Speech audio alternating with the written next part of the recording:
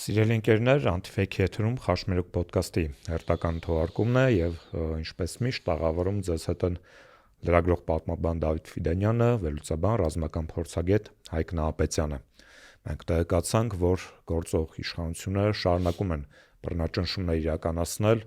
իրենց քաղաքական հակառակորդների նկատմամբ, մասնավորապես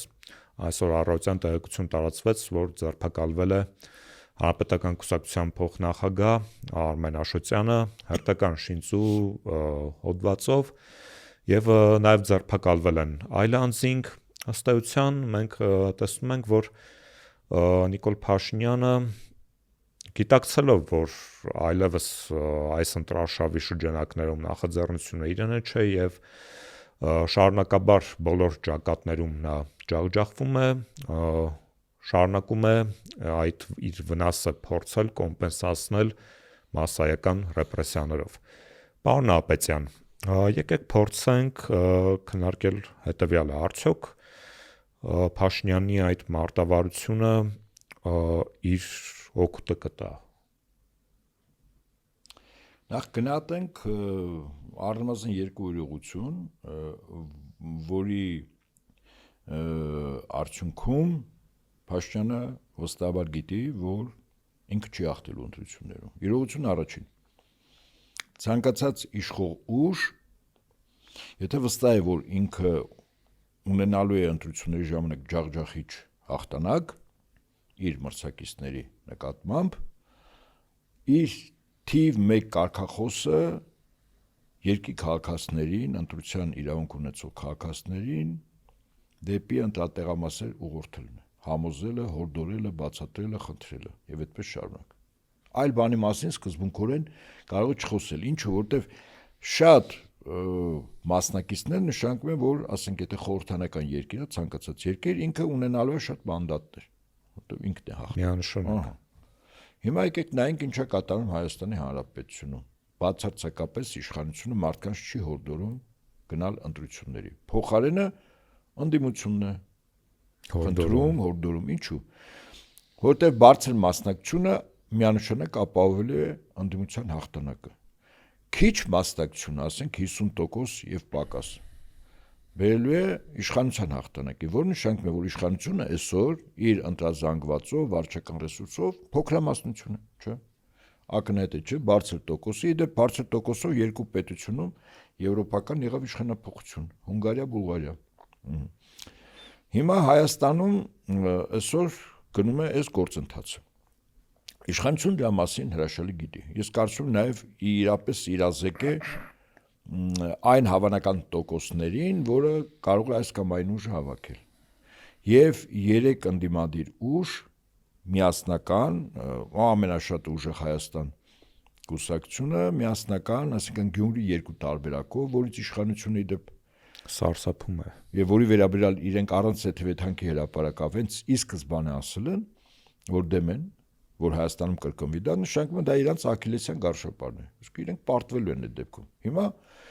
արձանագրում ենք, որ այդ 3 ուժի հավաքածը 50% եւ ավել է։ Դեռ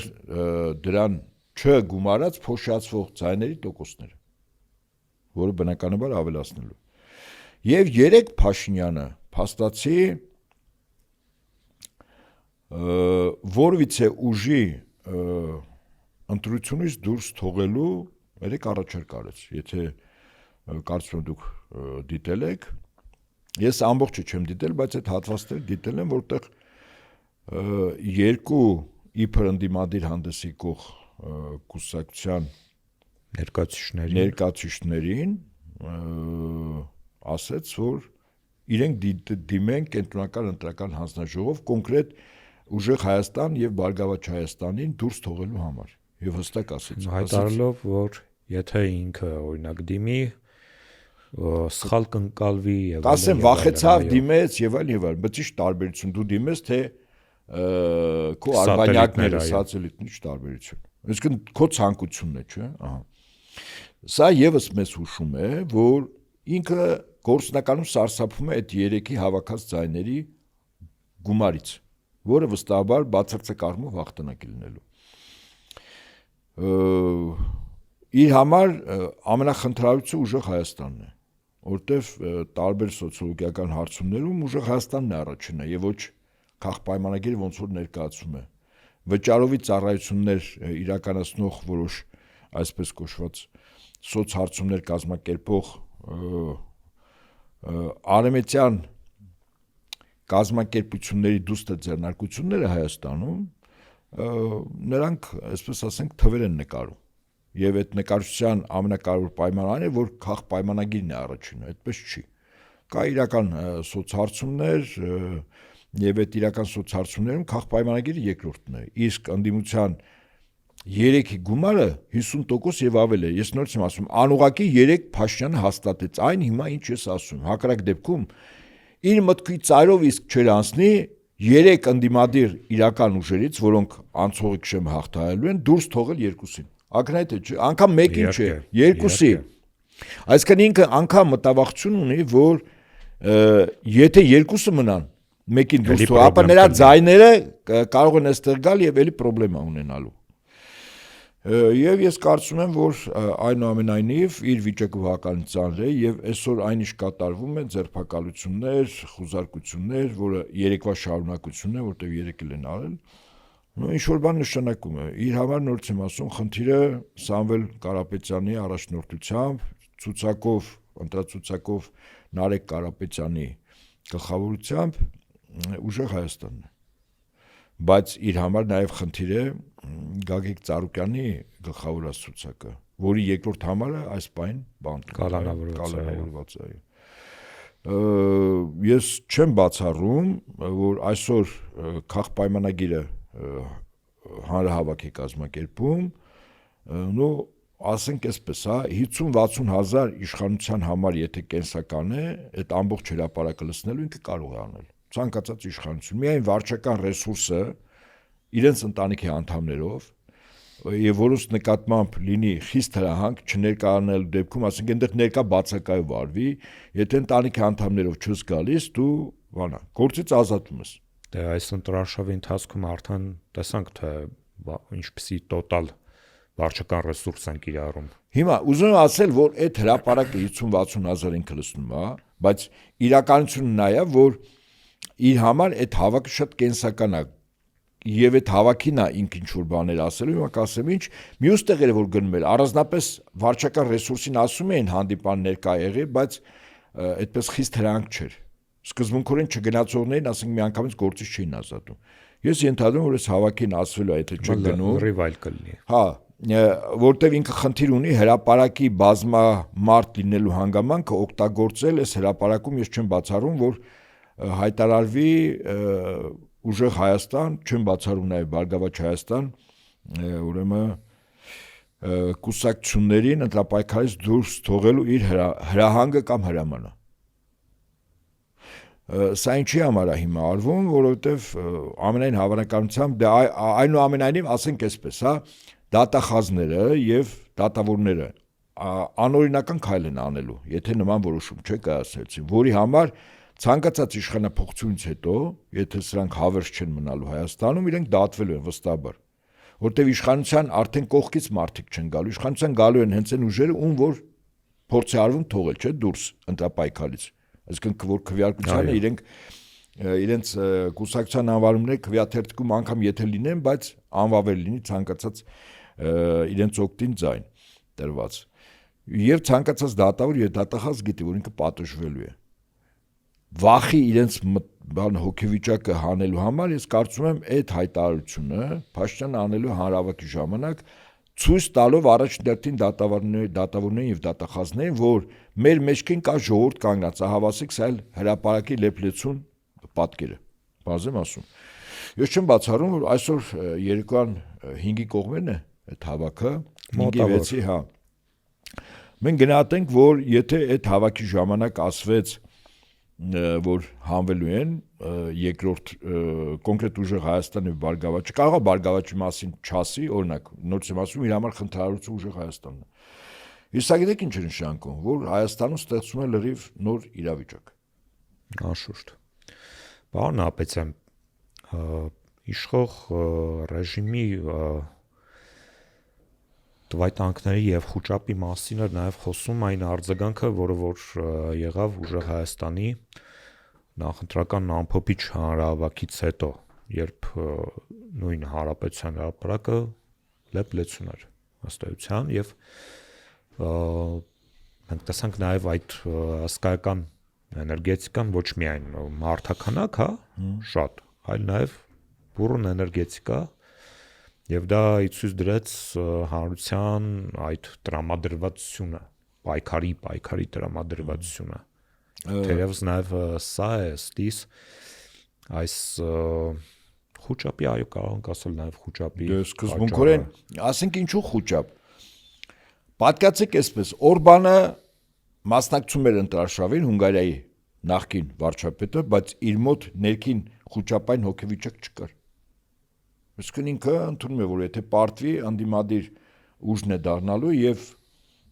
խորհրդան ներկայացված է լինելու եւ անձնապես որից է հետապնդում ինքը իր կուսակիցները, իր համախոհները, կառավարության այն անդամները, որոնք իր երկար ու ձիգ տարիների պաշտոնավար ընթացքում եղել են նախարարներ, որոնց խնդիր չեն ունենալու։ Այստեղ լրիվ այլ է։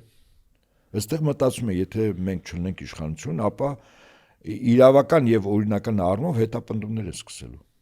Եվ շատ հարցերի պատասխաններ, որ հիմա եթե անգամ կանել գզրոցներում է, դարակներում պահած է, հա, այդ հարցերը շատ արագ ջրերս են դուրս գալիս, վերաբերվող առաջնորդին Արցախի հետ կապված, համայնքական հիմնադրամ գումարների անհետացման հետ կապված, 8 միլիարդ դոլար պարտք վերցնելու եւ առանձնապես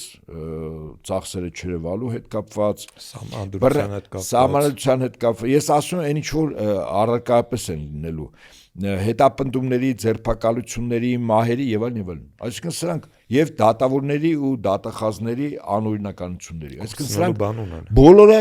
բոլորը ջրերից շատ արագ են դուրս գալու։ Իսկ սա գիտեք, հարյուրավոր, եթե ոչ հազարավոր մարդկանց իրավական եւ օրինական առումով հետապնդման նյութեր են։ Հիմա ինքը եւ իր կողքը, ասենք այդ 1000 հոգին գիտեն, որ սա իրենց համար լրջագույն խնդիր է եւ իրենց հոգեվիճակը ներքին, առավելս որ իրենք հիմա իրապես տիրապետում են թվերին եւ ասում են լավագույն ցուցիչը Փաշինյանն է ցույց տալիս, որ ինքը պարտվելու է։ Երեկվա իր խոսքը ուժեղ Հայաստան, Բարգավաճ Հայաստան ընտրապայքարից քվեարկության ժամանակ չմասնակցելուց այդ երկու ուժերին դուրս թողելու իր հորդորը երկու այսպես կոչված ընդդիմադիրների ներկայացուցիչներին կամ դեղ առաջնորդներն են բաց տեքստով ասեց։ Սա հենց դրա մասն է խոսում, այսինքն արձանագրում ենք այդ իրողությունը։ Եթե այնուամենայնիվ ինքը այսօր այդ հավաքի ժամանակ դրա մասին բարձրաձայնի, ասում Հայաստանի Հանրապետությունում բացառապես նոր իրավիճակ է լինելու, որտեղ արդեն ընդդիմադիր ցանկացած ուժ գնահատում է, որ Հայաստանում ավտորիտար ռեժիմը վերարտադրվելու համար ցանկացած օրենք, ցանկացած սահմանադրության կետ, ցանկացած իրավունք քաղաքացու ոտնահարելու է, իր համար որից է խոչընդոտ չի լինելու, որպեսզի ինքը այդ խախտումներով իշխանությունը չհանձնի հաղթած ուժին։ Սա արձանագրում ենք որպես այդպեսին։ Եվ ըստ այդմ հետևություն։ Ինչ քայլեր պետք է եւ կարող է ձեռնարկել ընդդիմությունը։ Ես կարծում եմ, որտեղ իսկապես ես ամենաառանցքույնները խտացնելու եմ ասում, հասկանանք եւ այդ վիճակը միայն արձագանք չի լինելու Հայաստանի Հանրապետության ներսում, այդ վիճակը արձագանք է ունենալու այն երկրներում, որտեղ Հայաստանը որպես շատ կարևոր հանգուցային աշխարհագրական վայր, որպես կոմունիկացիաների եւ որպես խաչմերուկ, որպես շահերի բախման տիրույթ, Իրանի սահման եւ այլն, այդ պետությունները չեն կարող այս իրողությանը այդպես հպանցիկ նայել եւ սпасել իրադարձությունների ներհայաստանյան զարգացումներին։ Իրենք այս կամ այն ձևով կեցված դրսևորելու են, ասենք ռուսականն ու Իրանը ընդհանրապես կեցվածք է դրսևորել Տրամպի ուղու վերաբերյալ, որ Թրիպ ասվածի, այո։ Եվ շատ հետաքրքիր գնահատական է, բարձրաստիճան պաշտոնատար անձինք, որ այդ Տրամպի ուղին Տրիպը ինքը կարող է վերածվել Օրմուզի նեղուցի։ Իսկ դա գիտեք ինչ է նշանակում։ Ինչպես Օրմուզի նեղուցը առաջ Իրանի զինված ուժերի վերահսկողության ներքո չէր եւ այդտեղից անցնող նավերը չէին վճարում Մաքս, ճիշտ է։ Իսկ հիմա վճարում են եւ Իրանի զինված ուժերը հսկողության ներքո է, ճիշտ է։ Երբ որ Իրանը նման բան է ասում, Իրանի բարձրաշան պաշտոնատար անձինք, դա նշանակում է, որ այս տրիպը ինքը եւս կարող է իր հսկողության ներքո վերցնել, եթե տեսնի, որ Միացյալ Նահանգներն են այստեղ տեր ու տնօրինություն անում։ Գոնե փաստաթղթային առումով այդպես է, հա։ Այսինքն գոնե Իրանը ինքը քայլեր կձեռնարկի։ Ռուսաստանի մասին էլ չասեմ, երբ ճիշտ է Ռուսաստանի ղեկավար նախագահը ասում է, որ Հայաստանի ժողովրդի ընտրությունն է, ոնց ուզում է ընտրի, բայց երբ որ տեսնում է, որ այդ ընտրությունը իշխանությունների կողմից ոտնահարվում է, իսկ ինչու է ոտնահարվում, որտեվ եթե իշխանությունը ուզում է Եվրամիություն, օրինակ, իսկ ակնհայտ է, չէ՞ որ ուզում է, առավելս որ իրավական ակտ է ընդունվել, եթե ուզում է եւ ժողովուրդը չի ուզում եւ ժողովրդի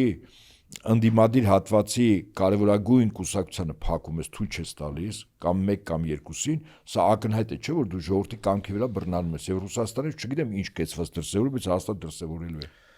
Պարոն Նապետյան, շատ կարևոր դիտարկում իրականացրեցիք։ Այստեղ նաև պետք է փաստել ու հետևյալը, մենք կարելի ասել, որ վերջին 1 շաբաթվա ընթացքում տեսնում ենք, որ Նիկոլ Փաշինյանը չի այլևս օրակարգ թելադրողը եւ արդեն նախաձեռնողականությունը հիմնականում հատկապես այս բանավեճերի ֆոնին, երբ որ իշխանական ներկայացուցիչները ուղղակի պարտվում են այդ քաղաքական մենամարտերում, մենք տեսնում ենք, որ այլևս իրենք սնանկ են վերջնական եւ հատկապես վերջին օրերին քարոզչական օրակարգի ձևավորման առումով նախաձեռնողականությունը անցել է այս դաշտին։ Իդեպ երեկվա այդ հավաքի ժամանակ քո խոսքում ասի դու դաջան շատ կարևոր մի հոգեվիճակ նկատեցինք, որը ես նման հոգեվիճակ մարդկանց նկատել էի Բագրատ Սրբազանի կողմից եւ իր ընկերների կողմից կազմակերպված Սրբազան պայքարի հավաքներին մեծ հոգեվիճակային առումով, թե մարդը ինչի է պատրաստ, հա, հանուն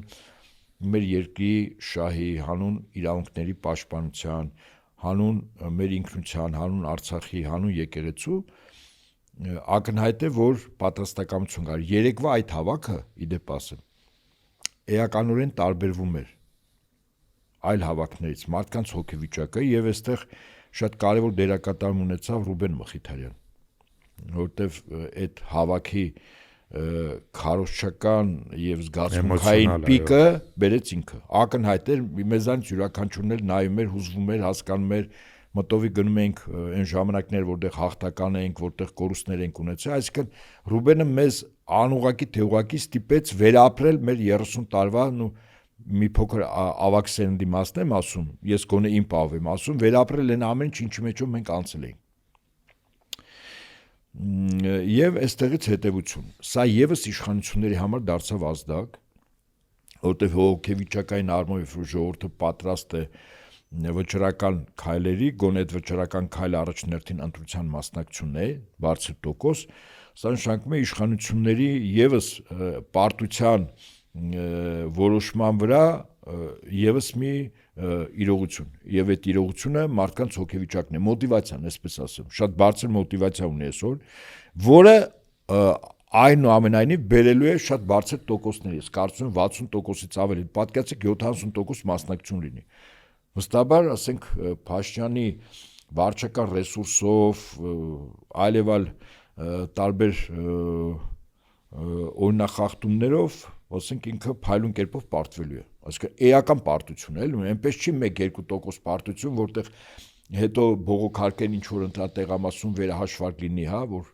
նկարչություն անեն եւ այլն, չէ, այստեղ ակնհայտ է եւ այդ մեծ տարբերությունն է, որ նաեւ Փաշինյանին 3 ստիպեց, օրինակ ինքը կարող է, չէ, այնինչ եթերում ասեց, չասեր, հետո ասել։ Առանձին Արամ Սարգսյանին ասեց, մյուսը Գուրգեն Սիմոնյանին, բայց ինքը իր հոգեվիճակը եւ եթե ուշադրություն դարձեք, ես տենց հատվածական եմ նայել, երբ որ լսում էր ներքին լարումները, անընդհատ սեղանի վրա իր ձեռքը մատներն էին աշխատում, այսինքն այդ լարվածություններ եւ այլն, սա նշանակում է, որ Ինքը 100%-ով վստահ է, որ ինքը պարտվել է։ Ուրեմն որպեսի չպարտվի, ուրեմն ինքը պետք է անի քայլեր, որտեղ մինչ այսօր որից է ձևով ինքը դրա մասին չի ասել, չի դրսևորվել, չեն զգուշացել եւ ընդդիմությունը պարտավոր է այս ամեն ինչը գնահատել եւ հակաքայլեր անել։ Եվրոպական կողմը տեսնելով Հայաստանում տիրող իրավիճակը հայտարարել է, որ ֆոն դեր Լայնի գլխավորությամբ անհապաղ 50 միլիոն եվրոյի օգնություն են նախապատրաստում իրենց ձևակերպմամբ ռուսական սանկցիաների ֆոնին։ Բնականաբար գործող իշխանության այդ քարոզչությունը դա մատուցում է որպես պատմական իրադարձություն, որ եվրոպացիները տեսեք մեզ օգնում են, նաև խոսք է գնում նրա մասին, որ արդեն արագացված տեմպերով կիրականացվի հայկական ապրանքների սպառումը արևմտյան շուկաներում, բայց մենք գիտենք, որ դա ընդհանրապես քարոզչական էֆեկտի համար է։ Եկեք փորձենք հասկանալ լավ աշխարհակական այդ ռևերսի պարագայում իրապես այդ տնտեսական հետևանքները ինչպիսին կարող են լինել։ Ուրեմն այն գումարը ինչ որ խոստացվել է Փաշինյանին եւ այն շուկան, որ խոստացվել է, որ Հայաստանում օրինակ արտադրված ծաղիկների քանակով այսքան ծաղիկ, դա մեծ հաշվով տոկոսել չի այն արտադրության համեմատ, որ Հայաստանի տնտեսվարող սուբյեկտները ունեն այդ ոլորտում արտադրության։ Դա,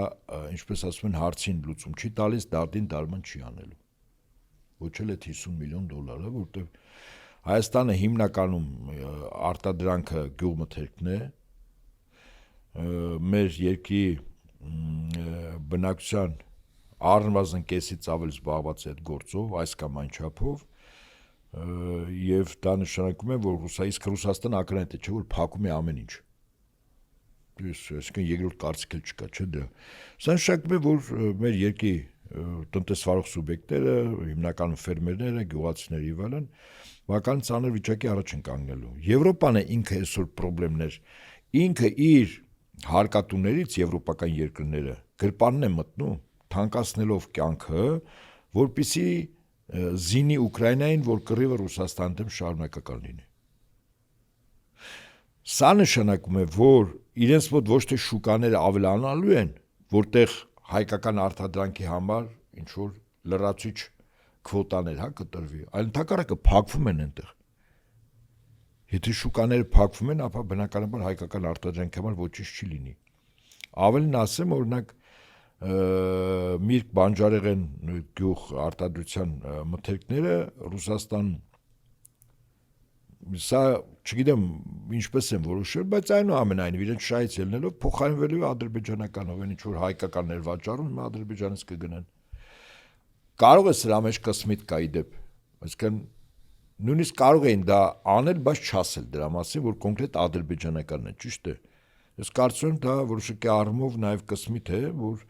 Հայաստանի, այսինքն հայ ժողովուրդը կամ Հայաստանի քաղաքացիները մտածեն կամ տնտեսվարող սուբյեկտն ու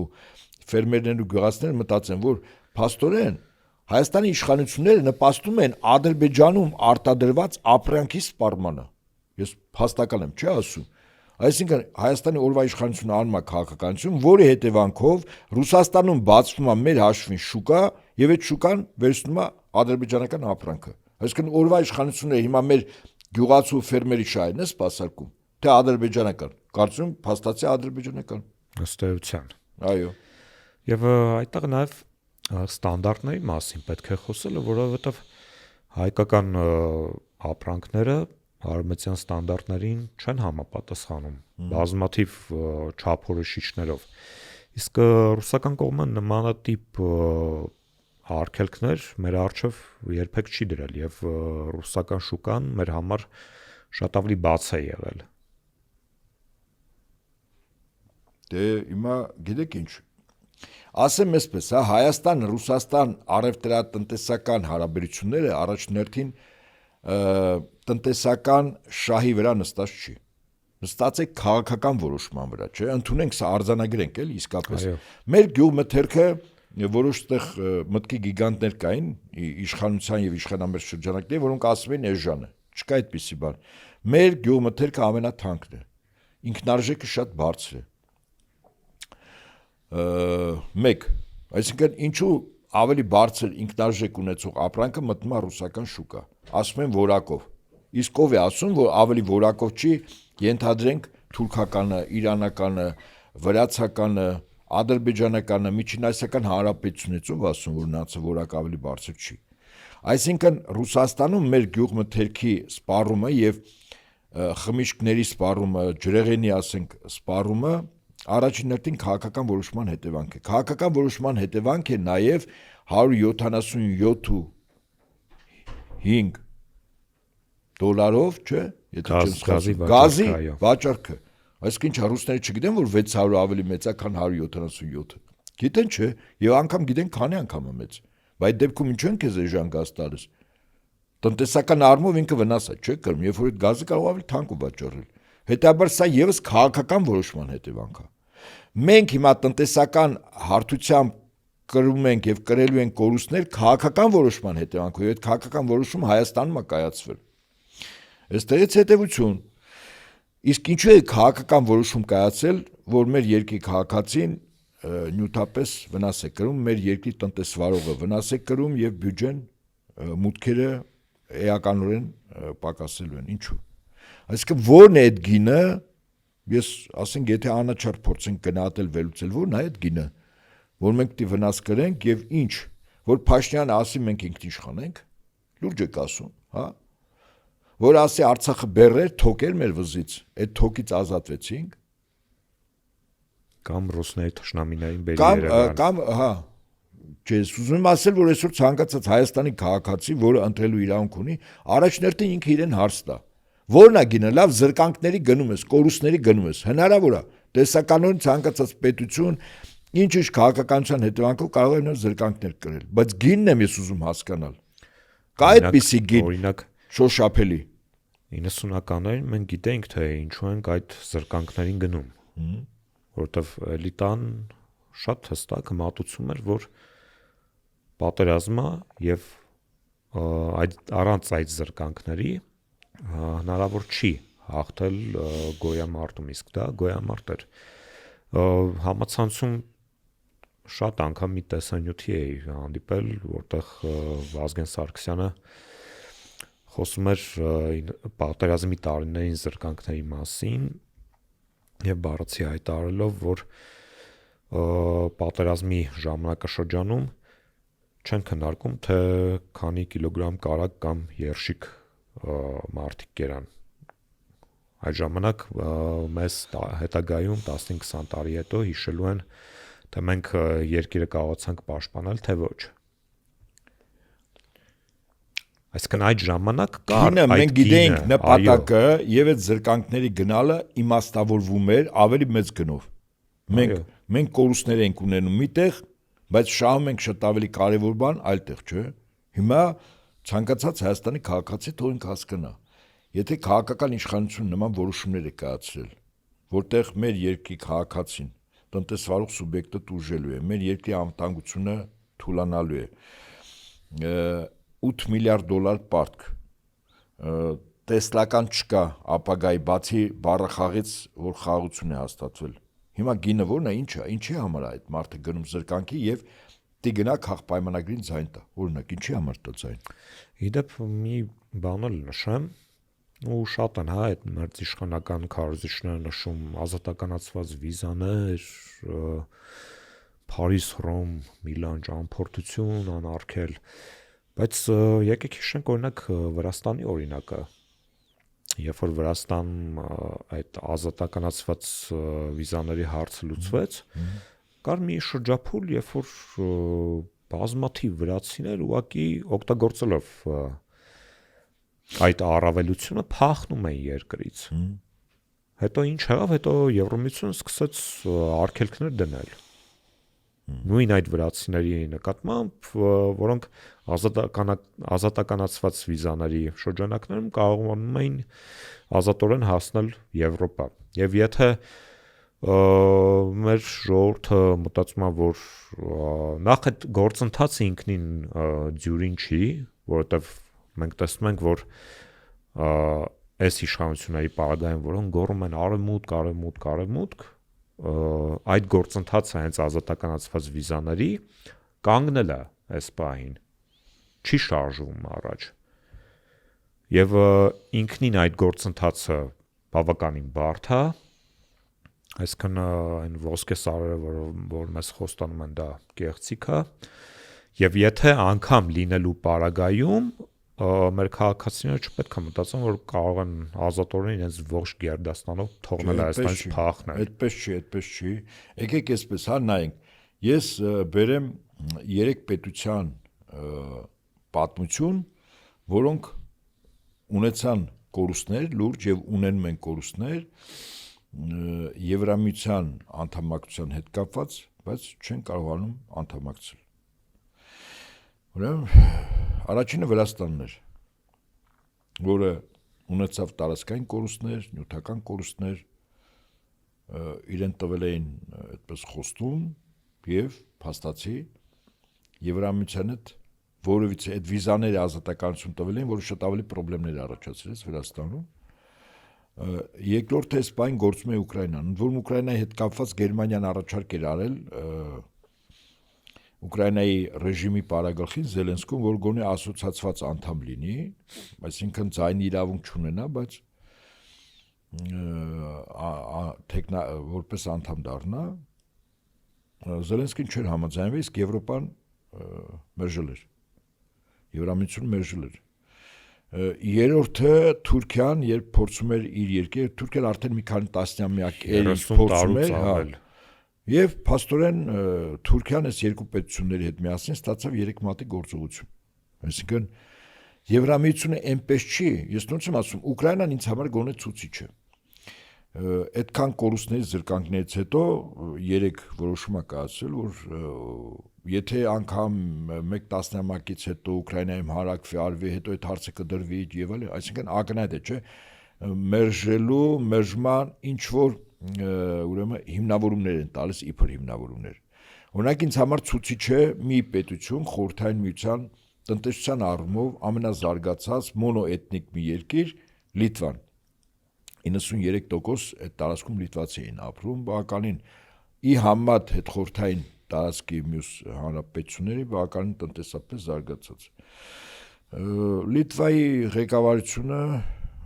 եւս ցանկացավ դառնալ Եվրամիության անդամ։ Լիտվան այդ ընթացքում ուներ ատոմական, որով ինքը հոսանք էր էժան ստանում եւ մի մասն վաճառում էր եվրոպական երկրներին։ Պայման դրվեց փակել ատոմականը։ Եթե ուզում ես Եվրամիության անդամ, ուրեմն ատոմական պիտի չունենաս։ Փակեց ատոմականը։ Լիտվան հիմա մի քանի անգամ ավելի թանկ հոսանք ներկրում է Եվրոպայից, չունի ատոմական։ Այսինքն ինչ եմ ուզում ասել։ Իրականում Եվրամիության անդամ երկրները, որոնք գիշատիչ պետություններ են, երբեք իրենց շուկաները չեն բացի մեկ այլ պետության համար։ Երբեք մրցակիցների հետ բարեկամություն չեն անի, ավելին մրցակիցներին պետք է թուլացնել, սննկացնել, հետո նվաճել։ Ես Լիտվայի ատոմականի օրինակ պատական չբերեցի։ Ավասեք հիմա Լիտվան դարձավ Եվրոպայում մի ժամանակ արտադրվող հոսանքի համար շուկա, որտեղ Լիտվան էր գնում ատոմականը փակելուց հետո։ Նույն 3-3.5 անգամ թանկ։ Հիմա ես այդ նույն զուգարը բերում Հայաստանի օրինակով։ Այդ ով է ասում, որ մեր գյուղ մթերքը, մեր խմիչքը եւ այլն եվրոպական երկրները շուկաները բացած օրը 24 ժամ մտածում աղոթում են, թե երբ է այդ մեր արտադրանքը մտնելու եվրոպական շուկա։ Երբ որ ամբողջ հավաքական արևմուտքի նվաճողական քաղաքականության նպատակը եղել է շուկաների նվաճում։ Այսինքն պատերազմները հիմնականում գնացել են շուկաների նվաճման համար։ Հիմա ինչու Եվրոպան պիտի բացի, ինչ հեքիաթ է։ Այդ նույններ, որ ասում են Հայաստանում գազամուղ կանցնի, մեզ որպես տրանզիտ երկիր գումար կտա, այդ գումարը մենք չենք վերցնի, այդ գազամուղից գազ կվերցնենք, փոխարինենք ռուսականով։ Եղբայր դա մի բաժակ ջուր երացնելու խմել չի։ Ով է գազամուղ անցկացնելու էներգակիրների պատերազմա գնում հիմա տարածաշրջանում եւ ոչ միայն, ով է քեզ տալու ամբողջ աշխարհում իհարկե։ ով է քեզ տալու, ինչու պիտի քեզ բան թույլ տան եւ այլն, որտեվ այսօր էներգակիրները իրենք ճիշտ է տնտեսության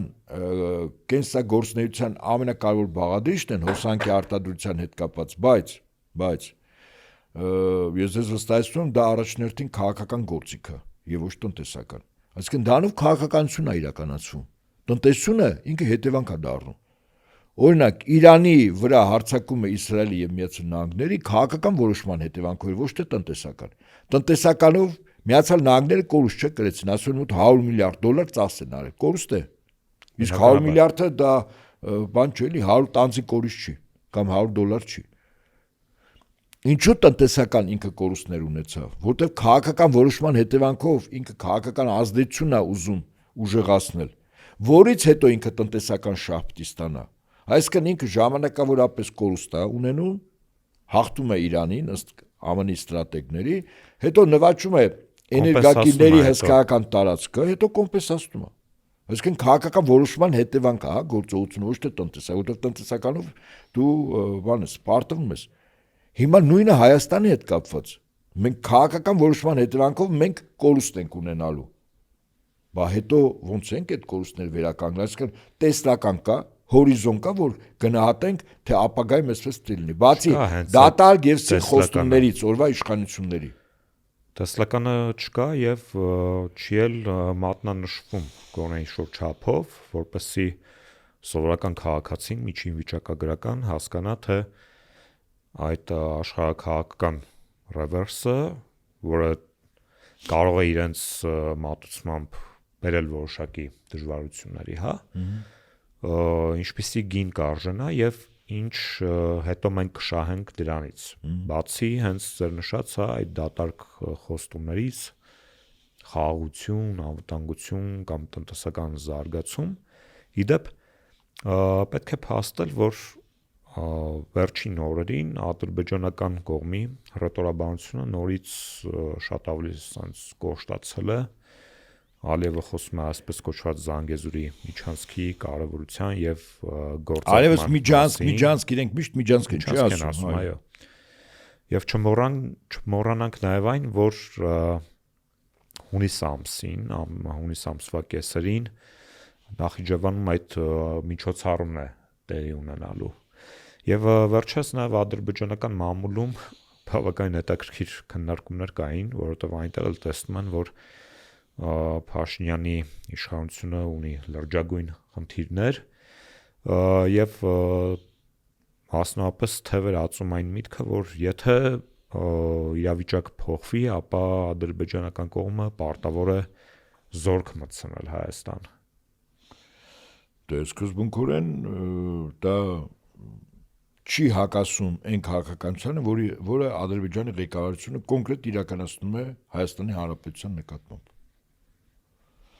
Զավթողական քաղաքականություն։ Ինքը խիստ պրագմատիկ է, այս գիտեք ինչ, աշխարհի նոր կարգերով ստեղծվող իրողությունների անցումային շրջանում ցանկացած պետություն կամ կորցնում է, կամ շահում է։ Սովորաբար կարևորագույն տարածաշրջաններում պետությունները չեզոք վիճակում չեն կարող լինել։ Օրինակ Պարսից ծոցի երկրները, բարեկեցիկ, նավթ ունեն, ամերիկյան բազաները կար, չէ՞։ Շեյխերը մեծահարուստ ներդրումներ են անում տարբեր երկրներում, լուրջ ներդրումներ, քաղաքացիները սոցիալապես ապահովված, այն ինչպես ասում են վիշը կրիշը։ Հիմա այդ Պարսից ծոցի երկրները ինչ վիճակում են։ Շատ ավելի վատ։ Ամերիկան չափելի չի, ամերիկյան բազաները ոչնչացված են, տնտեսությանը էական հարված է հասցված, նավթը հարյուրավոր միլիարդավոր դոլար, նավթը դուրս չի գալիս, որտեղ որոնց նեղուցնա փակ երկրի քաղաքացիների մի մասը խոճապար դուրս են գալիս եւ տնտեսությունը կոլապսի մեջ է։ Այդ բարեկեցիկ երկրներ էլի որ ում մտքով կանցներ կատարը այսպես կլինի գազի նավթ պաշարներով երկրներից մեկն է աշխարհում Դուբայը այդ էմիրությունները Սաուդյան Արաբիան Օմանը այսինքն Որոնք իդեպ համարվում էին ամենաապահով երկրները։ Դե հիմա ես դրա համար եմ ասում, այսինքն երբ որ աշխարհում աշխարհի վերաբաժանումն է գնում, իսկ այսօր փաստացի աշխարհի վերաբաժանման գործընթաց է գնում։ Որովհետև նոր աշխարհ է ձևավորում, նոր աշխարհ, նոր կարգ, նոր ուժային կենտրոն։ Եթե այս ուժային կենտրոնը, որը հիմա փոխվում է, ստեղծվել էր 1945 թվականին Պոզդամի կոնֆերանսով։ Նոր աշխարհ, աշխարհի ուժերներ, որը ՄԱԿ անվտանգության մշտական անդամ երկրներն են խորհրդի, անվտանգության խորհուրդը 5 պետություն։ Այսինքն այդ 5-ն էին որոշում։ Հիմա փոխվել է, ուժերի հարաբերակցությունն է փոխվել եւ հետևանքը նա է, որ աշխարհի կառավարման նոր ուժային կենտրոններ են ստեղծում։ Այս ստեղծման ժամանակ մեր նման երկրները, եթե